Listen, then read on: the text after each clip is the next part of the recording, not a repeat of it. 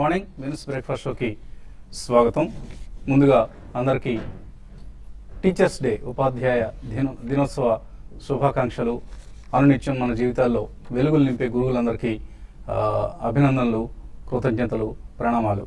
ఇక ముందుగా ఆంధ్రప్రదేశ్ రాజధానిగా విజయవాడ నగరం ఎంపికైనందుకు ఆంధ్ర రాష్ట్ర ప్రజలందరికీ శుభాకాంక్షలు.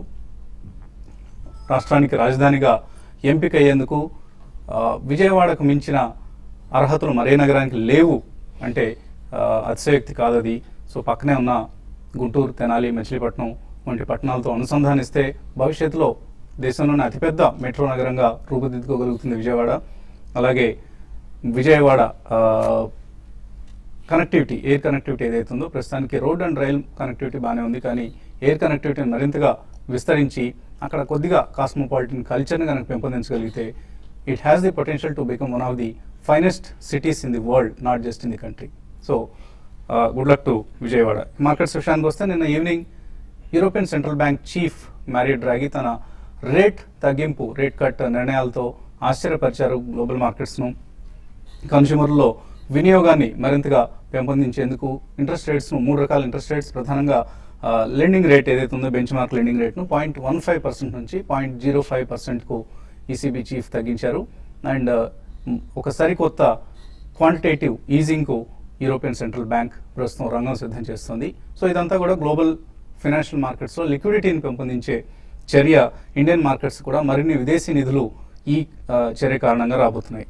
సో ఇండియన్ మార్కెట్స్కు మోర్ గుడ్ డేస్ అహెడ్ అన్న అంశం మనకు అర్థమవుతుంది. ఇక నిన్న ట్రేడింగ్ ట్రెండ్ చూస్తే కాస్త విరామం తీసుకోదలిచాయనిపించింది.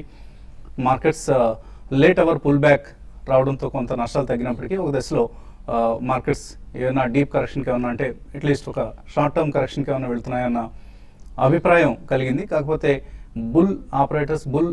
బుల్స్ ఎంత స్ట్రాంగ్గా మార్కెట్స్లో ఉన్నారనడానికి నిన్న వచ్చిన లేట్ అవర్ రికవరీ మనకు ఒక లాస్ట్ అవర్ రికవరీ ఉదాహరణగా మనం తీసుకోవచ్చు. సో గ్లోబల్ లిక్విడిటీ డ్రైవ్ చేస్తున్న మార్కెట్స్ ఇవి. నిన్న కూడా ఫారిన్ ఇన్వెస్టర్స్ సుమారుగా 1700 కోట్ల రూపాయలు క్యాష్ మార్కెట్స్లో ఇన్వెస్ట్ చేయడం చూసాం. ఇందులో 1-2 బ్లాక్ డీల్స్ ఉన్నాయి. అవి వాటి క్వాంటిటీ ఎంత అన్నది మనకు తెలియపోయినప్పుడు కూడా otherwise also it's more than 1000 crores investment in Indian markets. వరుసగా 5వ సెషన్ కూడా ఎఫ్ఐఎస్ నెట్ బయర్స్గా పెద్ద మొత్తంలో ఇండియన్ మార్కెట్స్లో ఇన్వెస్ట్ చేయడం చూస్తున్నాం. సో ఈ ఏడాదిలో సుమారుగా $13 బిలియన్ పైగా ఇన్వెస్ట్మెంట్స్ ఎఫ్ఐఎస్ ఇండియన్ మార్కెట్స్లో ఇన్వెస్ట్ చేశారన్న విషయాన్ని మనం పదే తలుచుకుంటూ ఉన్నాం. అండ్ ఈ సంవత్సరంలో వచ్చిన 30% పైగా వృద్ధి ఏదైతే ఉందో సెన్సెక్స్ నిఫ్టీల్లో, ఇది ప్రధానంగా లిక్విడిటీ వలన వచ్చిన వృద్ధిగా మనం భావించాలి. అయితే ట్రెండ్స్ను క్లియర్గా ఎప్పటికప్పుడు అర్థం చేసుకుని ప్రయత్నం చేయాలి. హైబీటా స్టాక్స్ నుంచి డబ్బు వైదొలుగుతోంది. నిన్న కూడా మనం చూసాం, జేపీ అసోసియేట్స్ కావచ్చు, డిఎల్ఎఫ్ కావచ్చు, భారీగా కరెక్ట్ అయ్యాయి. జేపీ అసోసియేట్స్ ఒక దశలో ఇంట్రాడేలో మనం 20% పతనం కావడం చూసాం. Something is wrong with this company. ప్రమోటర్సే షేర్లు అమ్మారు అన్న వార్తలు రావడంతో మార్కెట్లో ఈ కంపెనీలు, ఈ గ్రూప్ కంపెనీస్ పట్ల, జేపీ గ్రూప్ కంపెనీస్ పట్ల నెగిటివ్ సెంటిమెంట్ నెలకొంది. ఇది మరికొంతకాలం కూడా కొనసాగే అవకాశం ఉంది, unless JP group comes out with clear announcements. వాళ్ళు ఏం జరుగుతుంది కంపెనీలో అన్న అంశాన్ని వాళ్ళు వివరిస్తేనే కొంతవరకు మళ్ళీ సెంటిమెంట్ ఇంప్రూవ్ అవుతుంది. అలాగే డిఎల్ఎఫ్ హర్యానాలో ల్యాండ్ అలాట్మెంట్ ఏదైతే ఉందో దాన్ని స్టేట్ గవర్నమెంట్ విడ్రా చేసుకోవచ్చు అన్న వార్తలు వచ్చాయి. 350 acres ల్యాండ్, చాలా పెద్ద ప్రాజెక్ట్ను డిఎల్ఎఫ్ చేపట్టింది. దాని ప్రభావంతో 8.4% డిఎల్ఎఫ్ నష్టపోవడం చూసాం. సో ఇదే పరిస్థితి చాలా హైబీటా స్టాక్స్లో కనిపిస్తుంది. ప్రధానంగా రియల్టీ అండ్ ఇన్ఫ్రా సెక్టర్కి సంబంధించిన స్టాక్స్లో మనం గత కొంతకాలంగా చెప్తూ ఉన్నాం, ఈ స్టాక్స్ను అవాయిడ్ చేయండి. క్వాలిటీ స్టాక్స్ చాలా అందుబాటులో ఉన్నాయి, క్వాలిటీ సెక్టర్స్ ఉన్నాయి, క్వాలిటీ స్టాక్స్ ఉన్నాయి, అవి మాత్రమే పార్టిసిపేట్ చేస్తున్నాయి ఈ ర్యాలీలో. సో ఇది మనం అర్థం చేసుకోవాల్సిన ట్రెండ్. సో చాలా కేర్ఫుల్గా ఉండాల్సిన సమయం ఇది. 8 రూపాయలు దొరుకుతుంది కదా, 5 రూపాయలు దొరుకుతుంది కదా అని ఏ స్టాక్ పడితే ఆ స్టాక్ కొనుగోలు చేసి దయచేసి చేతులు కాల్చుకోవద్దు. ఇక ఇన్వెస్టర్స్ సందేహాలకు సమాధానం ఇచ్చేందుకు, అలాగే మనతో మార్కెట్స్ పై విశ్లేషించేందుకు 3 అనలిస్ట్ సిద్ధంగా ఉన్నారు. సో బాలగారు, ఎటువంటి నిన్న వచ్చిన మనం కొంత పుల్ బ్యాక్ ఏదైతే ఉందో, లేట్ అవర్ పుల్ బ్యాక్ ఏదైతే ఉందో, అది ఇవాళ కూడా కంటిన్యూ అవుతుంది. తిరిగి మళ్ళీ మార్కెట్స్లో బయింగ్ మూడ్ వస్తుందని అనుకుంటున్నారు, లేకపోతే కొంతకాలం ఇక్కడే కన్సాలిడేట్ అవుతాయి అనుకుంటున్నారు? ఐ డోంట్ థింక్ సో అండి. మేజర్ కన్సాలిడేషన్ అనేది మాత్రం జరగదు. అంటే డౌన్వర్డ్గా ఎక్కువ మార్కెట్ వచ్చే అవకాశం కనిపించలేదు. ఎందుకంటే basically even going forward next few వీక్స్లో కూడా వీ హ్యావ్ మోడీ గారి ట్రిప్ చైనా కానివ్వండి, తర్వాత యూఎస్ కానివ్వండి. So every time every fortnight there will be some news or the other. And నిన్న మారియో ద్రాగి గారు చేసింది not only reduction of interest rates plus even negative rate of interest ఏదైతే money banks లో park చేస్తారో దాని మీద కూడా ఆయన పెంచడం జరిగింది. సో దిస్ టూ ఎయిడ్ స్వోర్డ్ అని చెప్పాలి. So there is no interest which people can get in America or in Europe or in Japan. So I think we had a dollar deluge. We will also see a euro deluge into Indian stock markets. And basically, manaki first time after almost a hiatus of 10 years, Prime Minister Modi garu itla visits ayana Prime Minister avangane kuda inni countries ki velli visit cheyadam anedi it's a very rare occasion andi. And first time we have somebody who is a statesman as well as a salesman. So it's a rare combination. So he knows how to sell brand India. ఆయన గతంలో కూడా స్పీచ్లో చెప్పారు make it in India and sell anywhere in the world అని చెప్పి. I think they'll be a lot of thrust news driven rallies అండి. Major weakness అయితే మనకి మార్కెట్లో కనిపించలేదండి. అండ్ ప్రపంచవ్యాప్తంగా చూసుకుంటే మనకి క్రూడ్ పెట్రోలియం మనకి ఫస్ట్ టైం మన Indian crude basket has come shade below $100. So that's a big positive for us. So అన్ని కూడా ఎక్స్టర్నల్ క్యూస్ కానివ్వండి, డొమెస్టిక్ క్యూస్ కానివ్వండి. అండ్ ఇంకొక వార్త కూడా చూసాం మనం ఈపీఎఫ్ఓను ఎంప్లాయీ ప్రావిడెంట్ ఫండ్ దగ్గర నుంచి కూడా మనకి స్టాక్ మార్కెట్లో ఇన్వెస్ట్ చేయడానికి వాళ్ళు పర్మిషన్ ఇస్తారు. ఆల్మోస్ట్ అబౌట్ 10 years నుంచి డిబేట్ జరుగుతూనే ఉందండి. సో ఇవన్నీ కూడా one after the other the news will definitely flow in for the positive nature of the market అండి. There can be a lull of maybe 2-3-5 days maximum. అందులో కూడా weakness అనేది మేజర్గా కనిపించలేదు. I think it will be positive only. One should use the opportunity, buy stocks and fully load your money with stocks on any given day. Right now by today it self అని కూడా చెప్పొచ్చండి at the first price point. కొద్దిగా reaction వస్తే second and third price పాయింట్లో కొనొచ్చు, but please participate in the stock market. So టెక్నికల్గా ఎలా కనిపిస్తుంది 8,200 ఈ జోన్లో కదలాడే అవకాశం ఎక్కువ కనిపిస్తుంది నిఫ్టీకి సంబంధించి? నిఫ్టీకి సంబంధించి 8,000 అండ్ 8,200 ఇంకా టచ్ కాలేదు. అయితే రెసిస్టెన్స్ అనేది 8,200 దగ్గర హ్యూజ్ రెసిస్టెన్స్ ఫేస్ చేయొచ్చు. బట్ ఇమీడియట్ ట్రెండ్ అయితే మాత్రం నేను కొంచెం అప్ ట్రెండ్కి మనం బ్రేక్ పడిందని చెప్పాలి. ఎందుకంటే హయ్యర్ లెవెల్ నుంచి కరెక్షన్ మనం మార్కెట్లో చూసాము. ప్లస్ స్టాక్స్ కూడా కొన్ని కరెక్ట్ అయినాయి. అయితే ఇక్కడ క్వాలిటీ స్టాక్స్ మాత్రం కంటిన్యూగా న్యూ హైస్ రావడం చూస్తున్నాము. టీవీఎస్ మోటార్స్, తర్వాత అరవింద్, ఇటువంటివన్నీ కూడా new highs, all time highs కూడా టచ్ అవుతున్నాయి. కాబట్టి ట్రేడర్స్ ఏంటంటే కొంచెం అంటే మార్కెట్ ఇంత పెరుగుతున్నాయి కాబట్టి ప్రతి స్టాక్ పెరుగుతుందనే ఉద్దేశం కాకుండా మరి ముఖ్యంగా చిన్న చిన్న స్టాక్స్ 20-25 ఈవెన్ F&Oలో ఉన్న వాటిలో కూడా అటువంటి వాటిలో పొజిషన్ తీసుకోవద్దని చెప్తాను. నిన్న చూసాం హైబీటా స్టాక్స్ మా నిఫ్టీ 18 points పడగానే హైబీటా స్టాక్స్ దగ్గరగా ఒకటి 8%, 10% దగ్గర కరెక్ట్ కావడం చూసాము. కాబట్టి అటువంటి స్టాక్స్లో మాత్రం పొజిషన్ తీసుకోవకండి. ఆల్రెడీ ఉంటే మాత్రం పొజిషన్ స్లోగా మార్కెట్ బులిష్ ట్రెండ్ ఉంది కాబట్టి 1 or 2 daysలో మళ్ళీ పుల్ బ్యాక్ ర్యాలీ రావచ్చు. వచ్చినప్పుడు లాంగ్ పొజిషన్ ఎగ్జిట్ కమ్మని చెప్తాను. F&Oలో చెప్తే చూడాలంటే మాత్రం 8,000 నిన్న కొంత 8,000 పుట్స్ కొంత ఓపెన్ ఇంట్రెస్ట్ యాడ్ కావడం చూసాము. At the same time down side వచ్చినప్పుడు ప్రాఫిట్ బుకింగ్ కూడా కొంత లెవెల్లో కనపడింది. At the same time 8,200 calls కూడా కొంత ఓపెన్ ఇంట్రెస్ట్ బిల్డ్ కావడం చూసాము. కాబట్టి నెక్స్ట్ ఫ్యూ డేస్లో మార్కెట్ కొంత కన్సాలేషన్ ఉంటుంది. డౌన్ సైడ్ చూసుకుంటే నిన్న మనకి ఏదైతే వచ్చిందో లో అదే మనకి రానున్న రోజుల్లో మార్కెట్కి కొంచెం సపోర్ట్గా ఉండొచ్చు. అది కానీ ఆ లెవెల్ కానీ బ్రేక్ అయిందంటే మాత్రం మార్కెట్ కొంత వీక్ అయ్యి 8050 ఆ లెవెల్స్ కూడా రావడానికి అవకాశం ఉంది. ఇమీడియట్ ట్రెండ్ అయితే మాత్రం 8120 దగ్గర నిఫ్టీకి హ్యూజ్ రెసిస్టెన్స్ ఫేస్ చేయొచ్చు. కొంత రిలయన్స్ ఇండస్ట్రీస్ కరెంట్ లెవెల్స్లో కొంత అప్ ట్రెండ్ కొనసాగడానికి అవకాశం ఉంది. 1020 దగ్గర స్టాప్ లాస్ పెట్టుకొని లాంగ్ పొజిషన్ తీసుకోమంటాను. ఐడిఎఫ్సి కొంచెం ఓవర్ సోల్డ్లో ఉంది కాబట్టి అది కూడా అరౌండ్ 140 దగ్గర స్టాప్ లాస్ పెట్టుకొని షార్ట్ టర్మ్ ట్రెండ్ కొంత అప్ ట్రెండ్ రావచ్చు. దాంట్లో కూడా లాంగ్ పొజిషన్ తీసుకోవచ్చు. ఈరోజు ఇన్ఫోసిస్ మాత్రం ఇంటర్డేలో లో నుంచి కొంత రికవరీ రావచ్చు. కాబట్టి ఇన్ఫోసిస్ని లాంగ్ పొజిషన్ ఎవ్రీ డిప్లో బై చేయమని చెప్తానండి. అలాగే మూర్తి గరిమిళ్ళ గారు కూడా మనతో ఉన్నారు, బొంబాయి నుంచి వచ్చారు TV5 డిస్కషన్లో పాల్గొనేందుకు. సో ఎటువంటి ట్రెండ్ని ఎక్స్పెక్ట్ చేస్తున్నారు మీరు? ప్రధానంగా ఎటువంటి లార్జ్ క్యాప్ స్టాక్స్లో మీరు పొజిషన్స్ను సజెస్ట్ చేస్తారు?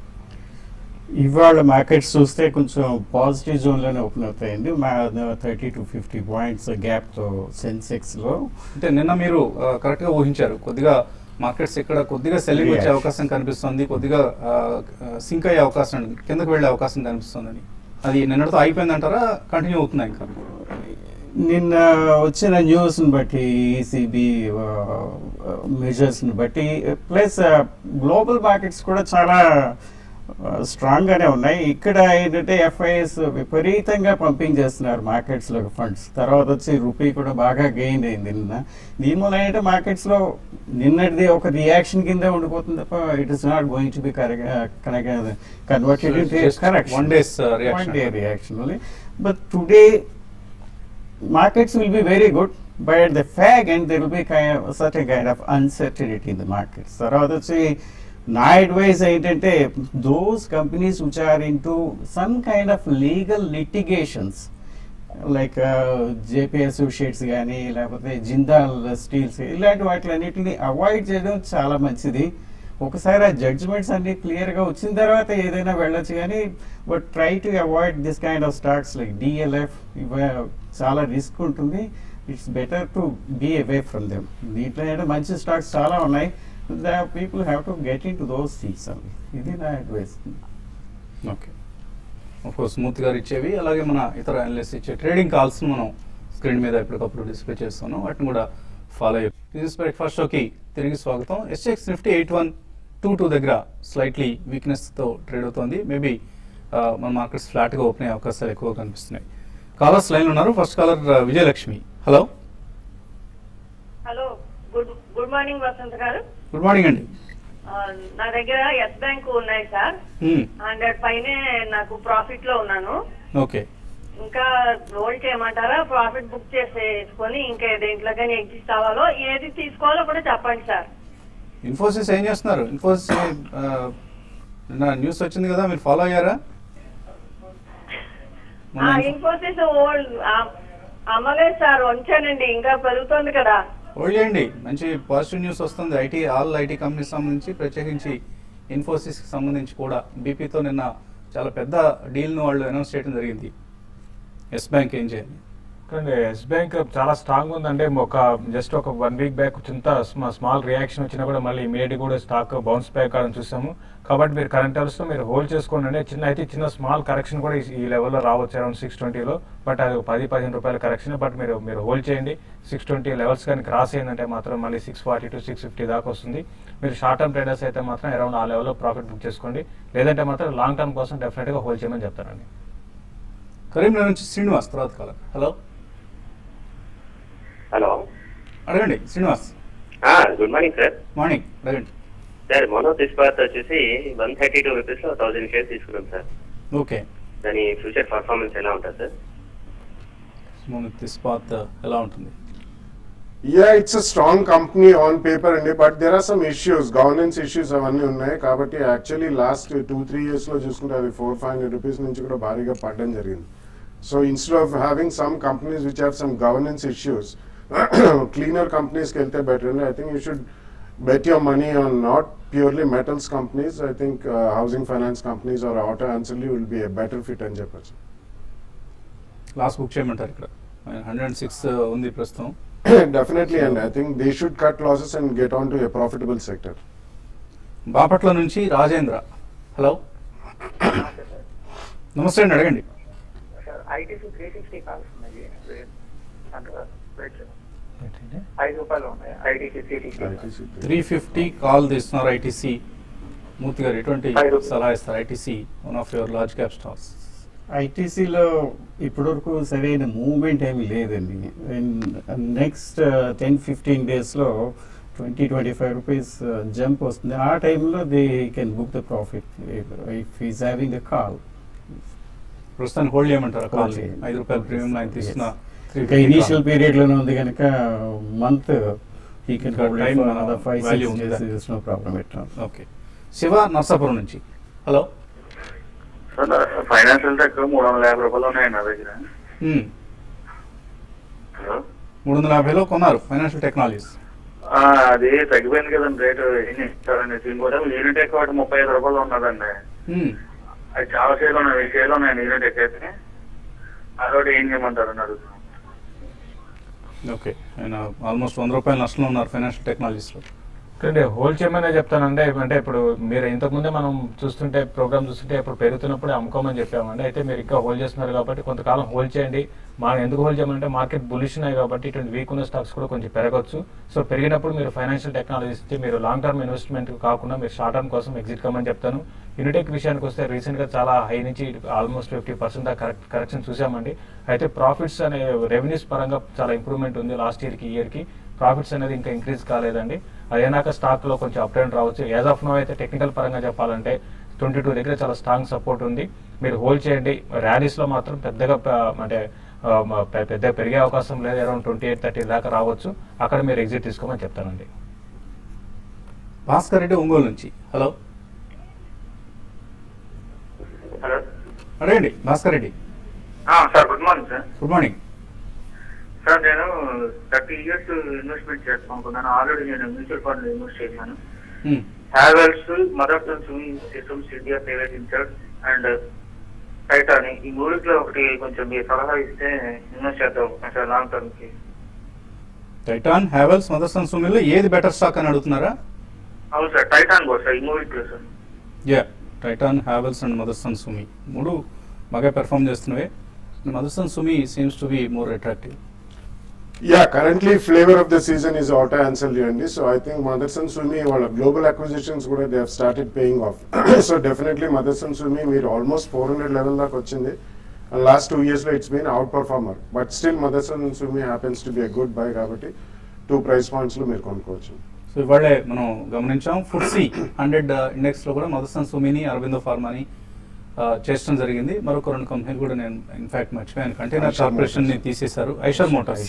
So that shows the flavour of the season. బాలాగారు అన్నట్లుగా ఆటో యాన్సిలరీ ఈ స్టాక్స్ కి ప్రస్తుతానికి ఎదురులేదు అన్నట్లుగా స్టాక్ ప్రైసెస్ ప్రయాణిస్తున్నాయి.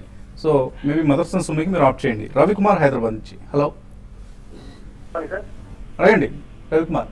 సార్, నిన్న మీరు ఒక స్టాక్ చెప్పారు సార్, మ్యూచువల్ ఫండ్ లో ఇన్వెస్ట్మెంట్ చేద్దామంటున్నాను, మీరు బాగా పర్ఫామ్ చేస్తున్నారు, స్టాక్ పై రాసుకుంటానని చెప్పండి సార్. ఏమండి కాస్త స్లోగా మాట్లాడండి. సార్, నిన్న మీరు ఒక స్టాక్ చెప్పారు కదా సార్, బాగా పర్ఫామ్ చేస్తుందని మ్యూచువల్ ఫండ్స్ లో ఇన్వెస్ట్మెంట్ చేయడానికి.